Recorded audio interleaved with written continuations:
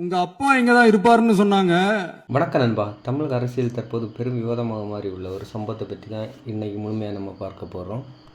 நம்முடைய முதலமைச்சர் விஜய் வைத்துள்ள கருத்து என்ன, அதற்கு நிர்மலா சீதாராமன் கூறிய பதில் என்ன, இரு தரப்பு என்ன விவாதங்களை முன்வைத்துள்ளது, பொதுமக்கள் மற்றும் அரசியல் வட்டாரத்தில் ஏன் இதை எல்லாரும் பேசணும் என்பதை பற்றி தான் இந்த வீடியோவில் நம்ம பார்க்க போகிறோம். நம்முடைய முதலமைச்சர் விஜய் அவர்கள் ஒரு கருத்தை வச்சுருக்காரு. அதற்கு நிர்மலா சீதாராமன் அவர்கள் ஒரு பதில் சொல்லியிருக்காங்க. இந்த இரு தரப்பினர்களும் ஒரு வாதத்தை முன்வைத்திருக்கு. இந்த ரெண்டு பேரும் ஒரு கருத்து வச்சுருக்காங்கல்ல, அதை பற்றியும் இதை ஏன் மக்களும் அரசியல் வட்டாரத்துலையும் இவ்வளோ பெருசாக பேசணும் என்பதையும் பற்றி தான் இந்த வீடியோவில் நம்ம பார்க்க போகிறோம். சட்டமன்றம் நடந்துட்டு அது எல்லாருக்குமே தெரியும். அதில் நம்முடைய முதலமைச்சர் விஜய் அவர்கள் சிறப்பான ஒரு சம்பவத்தை பண்ணார். என்ன தெரியுமா?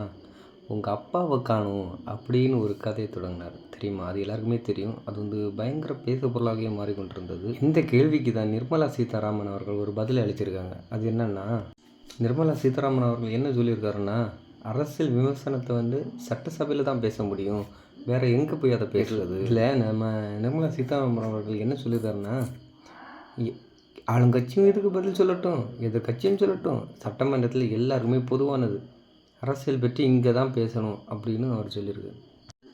இந்த விவகாரம் குறித்து உங்கள் கருத்து என்ன? கீழே கமெண்டில் பகிருங்கள். இந்த முழுமையான அரசியல் செய்திகளை எங்களுடைய சேனலில் நீங்கள் பார்ப்பதற்காக எங்கள் சேனலை சப்ஸ்கிரைப் பண்ணுங்கள், லைக் பண்ணுங்கள், ஷேர் பண்ணுங்கள். See you all.